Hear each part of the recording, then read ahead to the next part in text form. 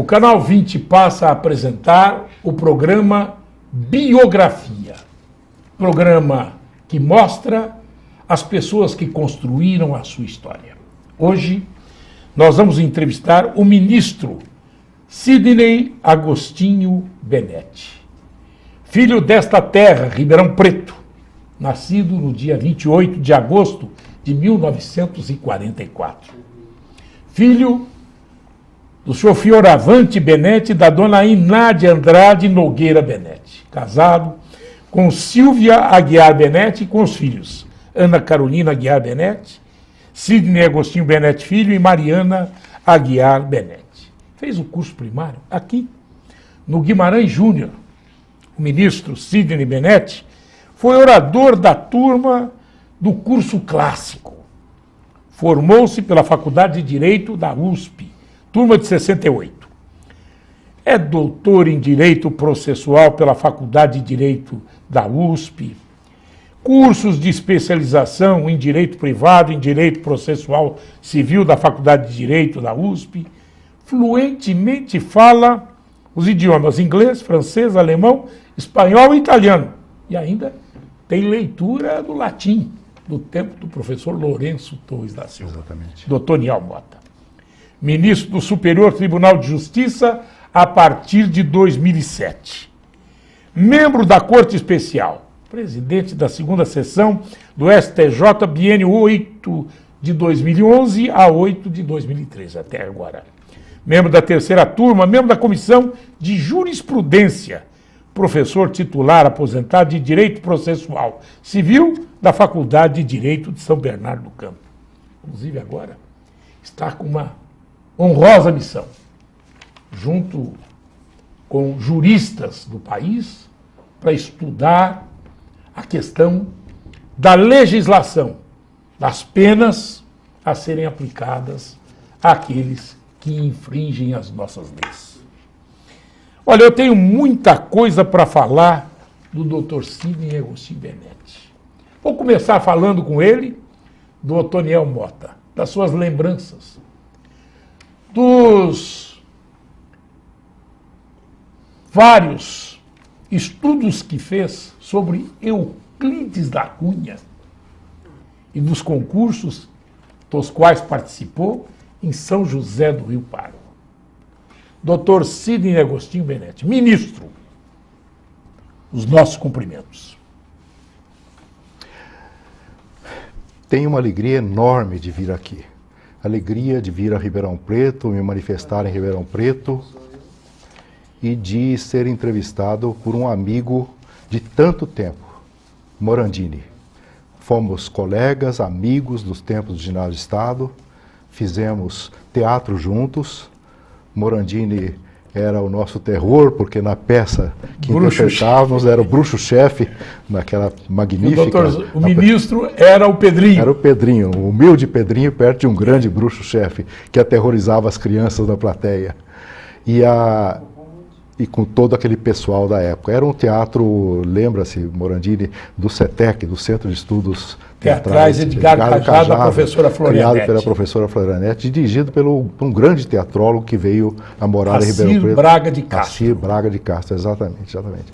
Eu tenho muita alegria de vir aqui, me sinto naquilo que é a minha casa verdadeiramente, que é Ribeirão Preto, e muita felicidade de estar com você no seu programa.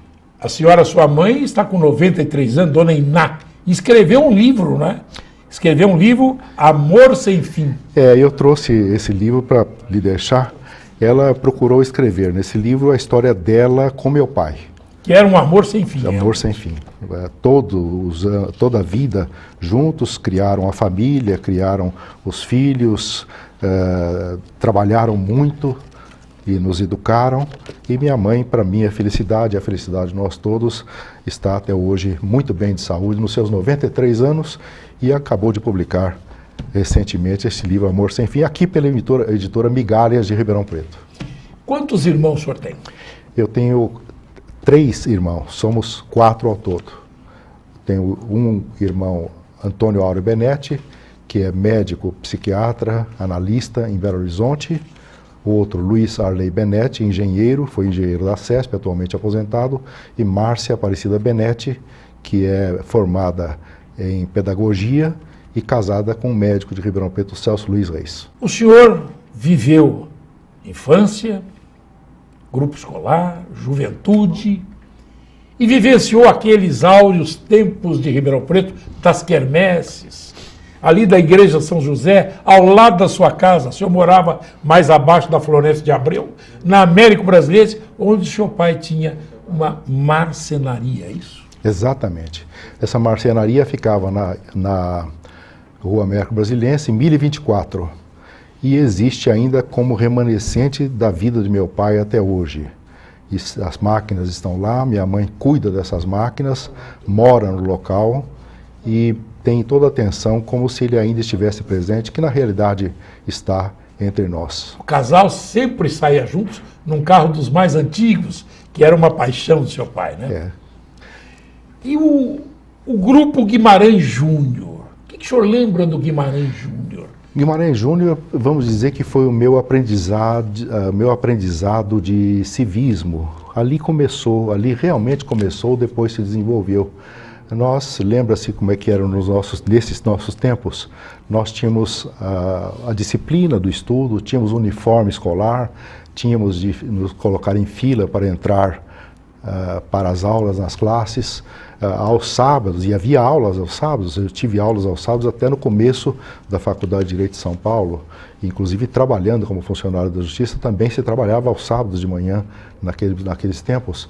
Mas no Guimarães Júnior, lembra-se, nós aos sábados ficávamos em fila, se hasteava a bandeira, cantava o hino nacional, aprendíamos o hino nacional, o hino da bandeira, o hino da Proclamação da República, e aprendíamos a respeitar os demais colegas, respeitar os professores, e com um trabalho social pequeno, simples, pequeno digo no sentido de ser singelo, mas de grande alcance, porque lembra-se, não havia merenda escolar, não havia nada. Nós contribuíamos, aqueles que podiam, na medida do que podiam, para uma chamada caixa escolar, por intermédio da qual se socorriam os colegas que não tinham condições, por exemplo, de comprar lanche. O lanche nós levávamos de casa, e era assim que nós fazíamos a nossa vida. Além do mais, ali era a escola pública daquele tempo. Que beleza de escola pública que nós tivemos também a oportunidade de viver no ginásio Estado, no Otoniel Mota, no ginásio e no colégio. Que, aliás, para entrar lá, havia que se fazer um vestibular. O exame de admissão ao ginásio. Eu disse no meu discurso de posse, como desembargador de São Paulo, que a maior emoção da minha vida foi passar no exame de admissão ao ginásio. Você tinha que fazer um cursinho, né? Ao ginásio do Estado, exatamente. Ali, e quando me vi, como você também se viu, com aquele uniforme que nós tínhamos, era um terninho caque, era terno mesmo, paletó e gravata preta, com aquele terninho caque pelas ruas de Ribeirão Preto. Aquilo era um sinal importante na vida de cidadão que começava. Outra coisa importante da escola pública daquele tempo, e isto fez parte da criação do Brasil, é que todos conviviam, ricos, pobres, todos estavam na mesma classe desde que passassem no exame de admissão ao ginásio. Havia uma maneira de promoção social espontânea da convivência das classes sociais, digamos, das pessoas que tinham mais posse, das pessoas que tinham menos posse. Nós éramos realmente iguais. A única coisa de que nós padecíamos era do rigor dos mestres, porque todos sofríamos realmente nas mãos dos grandes mestres daquela época. Um concurso para um ginásio de Estado, quando alguém vencia como professor, saía nos jornais, porque isso era importante. No tempo do professor Amintas, né? Amintas, Veloso de Siqueira. Mas Floranete Oliveira Guimarães, a Lucimusa Julião. Quem que conseguia sair do ginásio sem saber português com Lucimusa Julião? Tanto na parte gramatical quanto da literatura. Da literatura, e os demais, Neuza Michelucci, com francês. Eu saí do colégio falando francês. Herculina Verre Alonso. Herculina Verre Alonso, que beleza de gente. Então, o Otoniel Célio Bento de Freitas Costas, que grande pensador. Psicologia, etc. filosofia. Filosofia. E eu gostaria até depois de comentar mais sobre isso, mas o ginásio do Estado, o Estadão, ele preparava para a vida. Aqueles que terminavam o ginásio não precisavam fazer cursinho. Exatamente. Passavam no vestibular sem cursinho, é isso? Exatamente. Não se fazia cursinho. Tanto que nós saímos de Ribeirão Preto para ir fazer faculdades em São Paulo, sem possibilidade de frequentar os grandes cursinhos de São Paulo.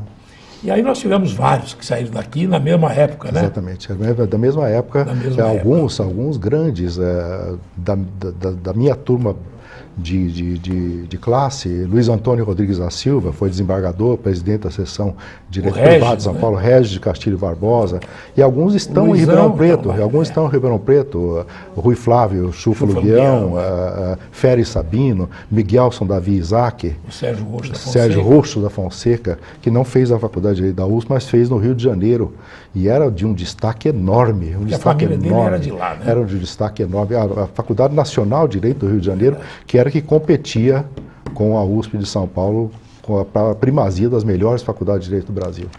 Doutor Sidney Agostinho Benetti, ministro, eu gostaria que você me dissesse uma coisa depois. Subindo, e o senhor está numa posição de destaque no cenário jurídico nacional, o senhor sente saudade desse tempo? Depois do intervalo, o senhor volta a falar comigo.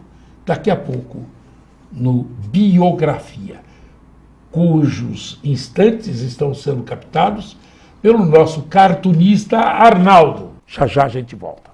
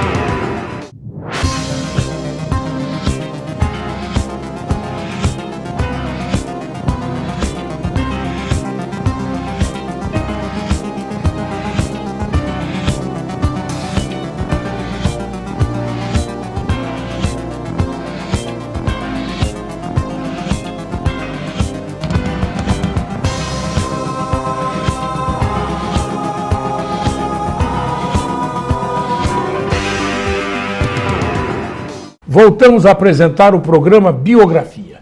Ministro Sidney Agostinho Benetti, de Ribeirão Preto, prata da casa.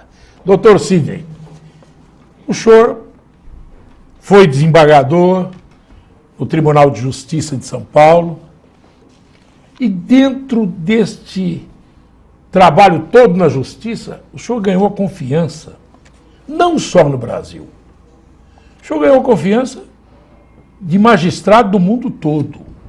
O senhor foi eleito presidente de um instituto com abrangência internacional dos magistrados, é verdade? Exatamente. Eu fui presidente, com muita honra, fui presidente da União Internacional de Magistrados, que é uma entidade sediada em Roma, com mais de 50 anos de vida, criada em Salzburg, na Áustria, e que congrega associações de magistrados do mundo todo.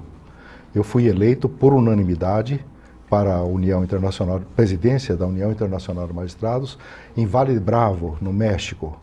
E esta é uma das atividades mais honrosas que eu tive na vida, porque significa nada mais, nada menos que a confiança de toda a magistratura mundial. Esta entidade é como se fosse a AMB, que é a Associação dos Magistrados Brasileiros, do Brasil. Esta é a AMB mundial, congrega magistrados do mundo todo. Outra coisa, e parabéns por esta representatividade mundial. E com a importância, só complementando, é órgão consultivo das Nações Unidas para efeitos judiciários da magistratura no mundo. Em razão desta participação na União Internacional de Magistrados, eu tive atuações que me envaideçam muito. eu fui membro de um grupo internacional que participou da observação dos trabalhos para a escolha de novos magistrados para a Corte Suprema do Equador. Eu fiz missões de investigação a respeito das liberdades da magistratura em vários países e organizei cursos visando a dar apoio à magistratura de vários países, inclusive países de grande necessidade, como alguns países africanos, além de dirigir congressos europeus e lidando com a América do Norte. O senhor também viveu na Alemanha, fez vários cursos e estudou profundamente o direito alemão, não é? Eu tive esta possibilidade de me ligar ao Instituto Max Planck.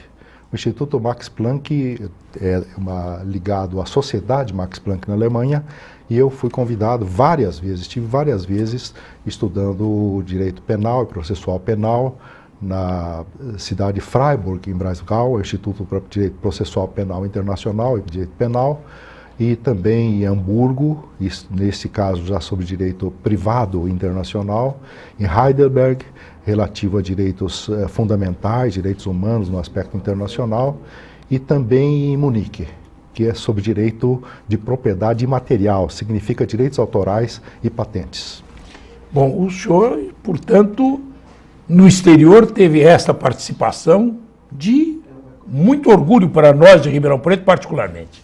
E no Brasil, o senhor foi também presidente do Instituto dos Magistrados, é isso? Não, no Brasil eu fui diretor presidente da Escola Nacional da Magistratura. Exatamente. Que congregava escola de magistratura de todo o país, inclusive dos 3 âmbitos da jurisdição na época, que eram o estadual, federal e o trabalhista, e também a militar. Ainda não havia as escolas do eleitoral. E foi uma experiência extraordinária. Eu fui diretor de assuntos internacionais dessa Escola Nacional da Magistratura por 8 anos.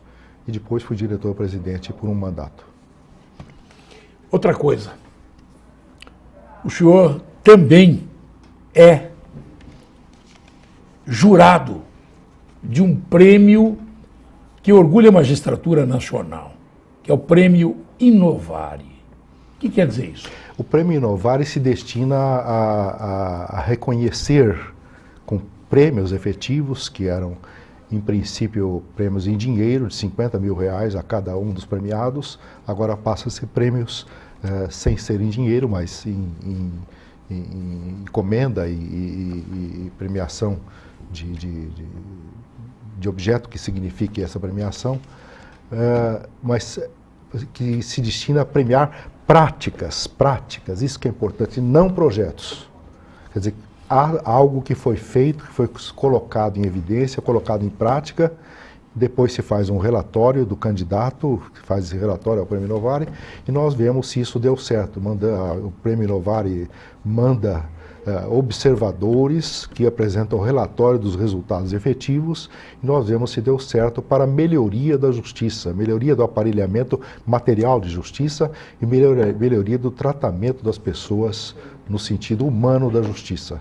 E é isso que se faz. Na próxima semana temos mais uma reunião do Prêmio Inovare. Era presidida pelo ex-ministro da Justiça Márcio Tomás Bastos, e agora é presidido o Conselho do Inovare pelo ex-ministro Carlos Aires Brito, ex-presidente do Supremo Tribunal Federal. Doutor Sidney Agostinho Benetti, ministro do STJ.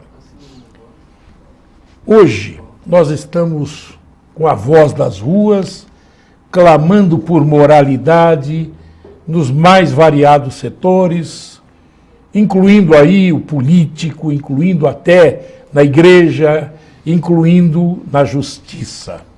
Como é que a justiça vê isso? Um outro lado é que todo mundo reclama que não existe uma relação direta entre crime e castigo. Comete-se o crime mais bárbaro possível e depois a pena é muito inferior à gravidade daquele delito. O senhor faz parte de uma comissão hoje que estuda isso. Como é que está essa comissão? A comissão, que eu suponho da sua referência, é a comissão instituída pelo Senado Federal para a reforma da Lei de Execuções Penais. Eu presido essa comissão. Fui nomeado pelo presidente do Senado para presidir essa comissão. E se trata de descobrir outros caminhos para a realização da execução da pena no Brasil. Caminhos que preservem os dois direitos fundamentais que lidam com a execução da pena. Os direitos do condenado, que têm de ser preservados como ser humano, para que ele realmente receba a medida da pena merecida e que foi fixada pelo juízo. Chamada dosometria. Dosometria da pena. E também os direitos da sociedade, para que a sociedade não seja obrigada a conviver com pessoas perigosas, que são tantas vezes devolvidas prematuramente ao convívio na sociedade, colocando em risco a vida, a segurança das pessoas. Está em andamento? Está em andamento, já tivemos várias reuniões no Senado Federal, todas no Senado Federal, e são reuniões públicas, existe site dessa comissão no site do Senado Federal, e agora vamos entrar em fase de chegar a algumas proposições concretas, atinentes à vida nos presídios, atinente às liberdades provisórias, atinentes à progressão da pena, relativamente a penas substitutivas, a penas alternativas, tirando quantidades de pena que sejam demasiadas, que não tenha tanta necessidade de ficar no regime prisional, mas também fazendo com que se possa chegar a um sistema de cuidado no tocante às liberações de presídios. Há algum item relativo à lei de imprensa? Não. Nada? Não. Em termos de lei de imprensa, não.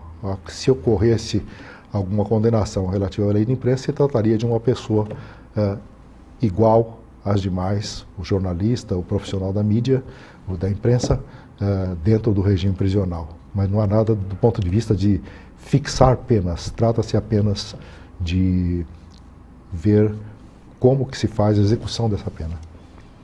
Infelizmente, o senhor vai ficar mais um pouco tempo no STJ, como ministro do Superior Tribunal de Justiça. Depois, o que o senhor pensa em fazer? Vai ser literato? Vai ser escritor? Vai continuar no direito?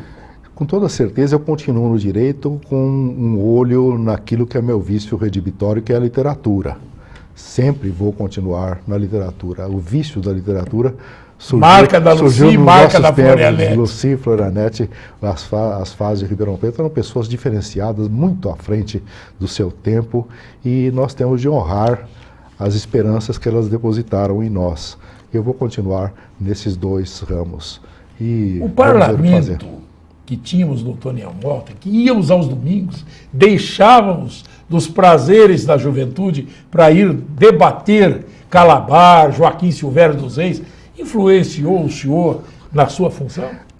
Com toda certeza influenciou a todos nós. Esses nomes que eu desfilei são nomes que têm a marca também do Parlamento Estudantil, passaram por ele. E há outros, né? Roberto Miller Filho, Roberto, está em São Paulo. Faz tempo que eu não vejo agora, mas uma grande cabeça. E um orador que depois foi ser juiz e se aposentou na magistratura, lembra-se? Rubens Eli de Oliveira, mas era orador fantástico. Era o grande orador do parlamento. Fantástico, do parlamento, né? Aquilo influenciou demais, não só pelo senso de justiça que ele desenvolvia, porque nós nos apaixonávamos pela defesa ou pelo ataque relativo a essas figuras históricas que eram julgadas no parlamento, mas também havia outras lições que vinham do parlamento, a necessidade de se expressar bem, a necessidade de concatenar as ideias, a necessidade de defender objetos com ideal e não com qualquer quebra da moralidade nas coisas. Fazia parte daquele elenco de providências de exercício de cidadania, de civismo e de criar um senso de moralidade. Dr. Sidney Agostinho Benetti, ministro. O Arnaldo Júnior está captando os momentos da nossa entrevista e vai depois de enviar o cartoon que ele fez desse momento. Eu só quero dizer ao senhor que foi um prazer muito grande tê-lo aqui e revê-lo, porque os caminhos são os mais díspares, mas sempre, às vezes até as paralelas se encontram e com muito prazer. E esse foi muito prazer de nós estarmos num caminho ou no outro, mas de nos encontrarmos aqui e relembrar os tempos de antanho. O prazer seu, eu tenho certeza de que é grande, devido ao seu grande coração, mas o meu é maior. Mas o meu é maior porque vendo a sua fisionomia, vendo a sua pessoa, Eu vejo, Morandini, você não é um, vocês são vários. Eu estou vendo uma legião por intermédio dos seus olhos, da sua pessoa. Eu estou vendo todo aquele pessoal de Ribeirão Preto, os nossos mestres, as pessoas da nossa vida, os nossos familiares, os nossos colegas, as figuras marcantes da vida de Ribeirão Preto na época, da sociedade ribeirão-pretana, de todos os matizes. Estou vendo os velhos médicos de Ribeirão Preto, os velhos advogados de Ribeirão Preto daquele nosso tempo. Eu vejo os políticos de Ribeirão Preto, quantos marcaram a nossa vida na nossa formação. Realmente, meus parabéns por me fazer ver nos seus olhos essa legião de amigos e certamente com o mesmo sentimento que eu vejo nos seus olhos agora. Muito obrigado. Obrigado a você, telespectador. Biografia. Falamos com o ministro Sidney Agostinho Benetti, já pela Câmara considerado cidadão emérito de Ribeirão Preto. Até uma próxima oportunidade.